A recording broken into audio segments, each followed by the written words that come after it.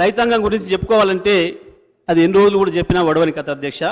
రైతాంగం పడ్డ బాధలు, రైతాంగం పడ్డ వెదలు, చచ్చిపోయిన రైతుల ఆత్మలు ఇప్పుడు కూడా చూస్తున్నాయి అధ్యక్ష. పైనుంచి ఈ అసెంబ్లీలో మనం ఏం మాట్లాడుకుంటున్నామో కూడా చూస్తున్నాయి అధ్యక్ష. అటువైపు నుంచి ఏం జరుగుతుంది, ఇటువైపు నుంచి ఏం జరుగుతుంది, ఎట్లా దబాయింపు జరుగుతున్నాయి అనేది కూడా పైన చూస్తున్నాయి అధ్యక్ష. అందులో సందేహం లేదు అధ్యక్ష. ఏముండే అధ్యక్ష, మొట్టమొదలు బండెడ్ల అమ్మే కాంచి మొదలైంది రైతు పరిస్థితి. బండెడ్ల మీద నుంచి మొదలైతే చివరికి పుస్తలు అమ్ముకొని ఆఖరికి ఏ బోర్లు వేసిండో ఆ బోర్లు వేసిన భూమి కూడా అమ్ముకోవాల్సిన దుస్థితికి ఆనాటి రైతాంగం అధ్యక్ష. 10-20 ఎకరాలున్న రైతులు కూడా వారు మహబూబ్నగర్ నుంచి స్వయంగా మేము చూసాం అధ్యక్ష. ఎవరైతే పాలేరులో నియమించుకున్నాడో ఆ రైతు 20 ఎకరాలున్న రైతు వాళ్ళని వెంట పెట్టుకొని హైదరాబాద్కు కూలికి వచ్చిన పరిస్థితి అధ్యక్ష. భారతదేశంలో కాశ్మీర్ నుంచి కన్యాకుమారి వరకు రోడ్డు ఎమ్మడి పోతుంటే ఎవరైనా గడ్డపార పట్టుకొని పోతుంటే ఆపి మీరు ఏ ఊరు అని అడిగితే అది మహబూబ్నగర్ మాత్రమే, అది పాలమూరు మాత్రమే అనే విషయం కూడా మనందరూ కూడా తెలుసు అధ్యక్ష. ఆనాడు రైతుల పరిస్థితి, రైతుల దుస్థితి ఇది అధ్యక్ష. ఈ పరిస్థితులలో ప్రజలు మాకు అవకాశం ఇచ్చిండ్రు, వచ్చిన అధ్యక్ష. ఏం చేయాలి? మొట్టమొదటిగా విద్యుత్ దొరికినా, విద్యుత్ ఎక్కడైనా అందుబాటులో ఉన్న విద్యుత్ స్థాపిత సామర్థ్యం మనకు తెలుసు అధ్యక్ష. వారే చెప్పిండ్రు ఆనాడు విద్యుత్ స్థాపిత సామర్థ్యం 7,700 మెగావాట్లు అనే విషయం. కానీ అది పూర్తి స్థాయిలో సరఫరా చేయడానికి కానీ, పంపిణీ చేయడానికి కానీ, ట్రాన్స్మిషన్కి కానీ, డిస్ట్రిబ్యూషన్ కానీ అవకాశం లేవు అధ్యక్ష. ఒక్కొక్క దశలో విద్యుత్ అందుబాటులోకి వచ్చేది కేవలం మన దక్షిణ ప్రాంతంలోనైనా. ఉత్తరాదికి దక్షిణాదికి అనుసంధానం లేదు, గ్రిడ్ లేదు అప్పటికి. కేవలం మన ప్రాంతంలో ఉత్పత్తి అయిన విద్యుత్ అయినా సరే. మనం 2004 తర్వాత వరుసగా 5, 6, 7 సంవత్సరాల కాలంలో బ్రహ్మాండంగా వర్షాలు వచ్చి ఐడల్ విద్యుత్ అందుబాటులోకి వచ్చింది అధ్యక్ష. నాగార్జున సాగర్ కావచ్చు, శ్రీశైలం పూర్తి స్థాయిలో ఉత్పత్తి జరిగింది, ఎక్కువ కాలం జరిగింది, అందుబాటులోకి వచ్చింది. ఆ కాలంలో కూడా వరుసగా 6 గంటలు రైతాంగానికి విద్యుత్ ఇచ్చే అవకాశం లేకుండా పోయింది అధ్యక్ష.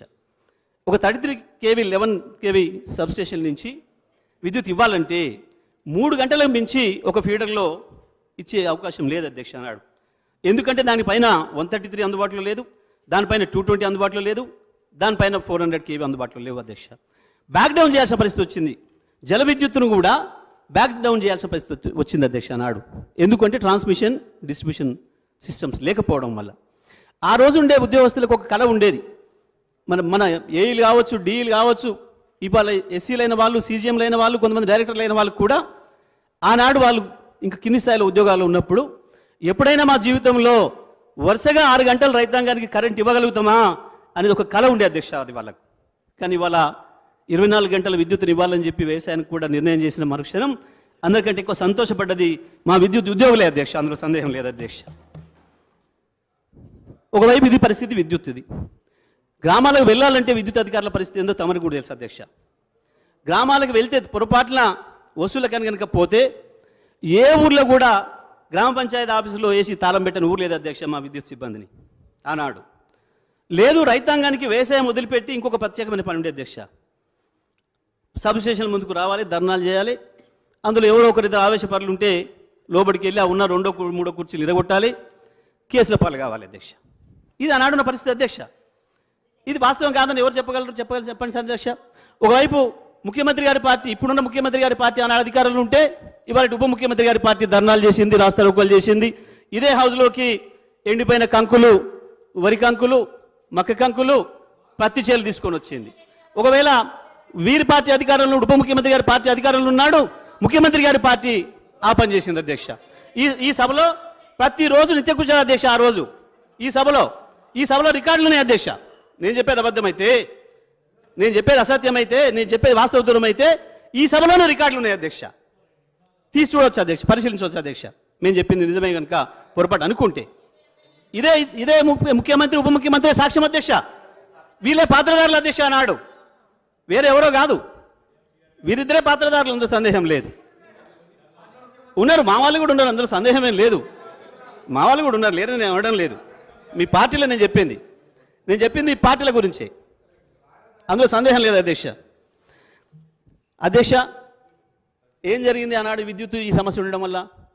ఇప్పుడు వారే చెప్పినట్టు విద్యుత్ అనేది ఇవాళ మనిషి జీవితంలో అంతర్భాగమైంది అధ్యక్ష. విద్యుత్ లేకుండా ఒక అడిగేసే పరిస్థితి లేదు. రాత్రి పడుకునే ముందు స్విచ్ టచ్ చేయాలి, పొద్దుగాలు లేస్తే మంచం నుంచి దిగాలంటే అదే స్విచ్ టచ్ చేయాలి. ఇంతగా జీవితంలో భాగమైంది వాళ్ళ విద్యుత్ అనేది. విద్యుత్ రంగాన్ని బాగు చేసుకోకుండా మేము బాగుపడినాం, మేము అభివృద్ధి చెందుతున్నాం అనుకుంటే అది అమాయకత్వం అయింది అధ్యక్ష.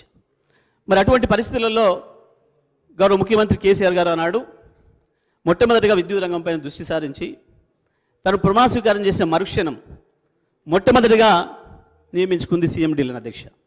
మన విద్యుత్ సంస్థలకు అనుభవజ్ఞులైన సీఎండీలు నియమించుకోవడం ద్వారా అందులో తెలంగాణకు సంబంధించి తెలంగాణ మీద ప్రేమ ఉన్న వాళ్ళు, తెలంగాణ గురించి అవగాహన ఉన్న వాళ్ళని తీసుకోవడం ఉపయోగం అని చెప్పి పూర్తిగా మన వాళ్ళను డిపార్ట్మెంట్ నుంచి వచ్చిన వాళ్ళను, అనుభవంతో ఉన్న వాళ్ళను తీసుకోవాలని చెప్పి వారు తీసుకున్న మొట్టమొదటి నిర్ణయము ఇవాళ ఈ రాష్ట్రంలో విద్యుత్ వెలుగులు నింపడానికి కారణమైంది అధ్యక్ష. ముఖ్యమంత్రి గారి మొట్టమొదటి ఆలోచన. ఆ రోజు కూర్చోబెట్టి చర్చ మొదలు పెడితే 2 రోజులు 3 రోజులు దానిపైన వర్క్షాప్ కండక్ట్ చేశారు అధ్యక్ష ముఖ్యమంత్రి గారు. అప్పటికే ముఖ్యమంత్రి గారికి పూర్తి అవగాహన ఉంది. 85లో వారు ఎమ్మెల్యే అయిన రోజు నుంచే సిద్దిపేటలో వచ్చిన విద్యుత్ కష్టాలు, దానిపైన వారు చేసిన ఆలోచనలు, అప్పటికి అనేక మంది సీనియర్లతోని, అందులో ఉండే ఉద్యోగస్తులతోని, అధికారులతోని వారు చేసిన చర్చల వల్ల వారికి పూర్తిగా దానిపైన అవగాహన ఉంది అధ్యక్ష. వెంటనే విద్యుత్ ఎక్కడో చోట తెద్దాం, గ్రిడ్ అనుసంధానం కూడా స్పీడప్ చేద్దాం.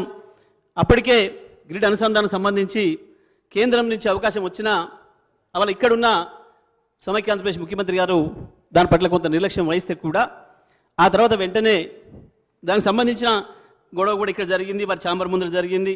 ఆ రోజు మా హరీష్ రావు గారు, కేటీఆర్ గారు, మా ఇతర శాసనసభ్యులందరూ కూడా వెళ్ళి దాని విషయంలో గొడవ చేసిన సంగతి కూడా రికార్డులలో ఉంది అధ్యక్ష. ఆ తర్వాత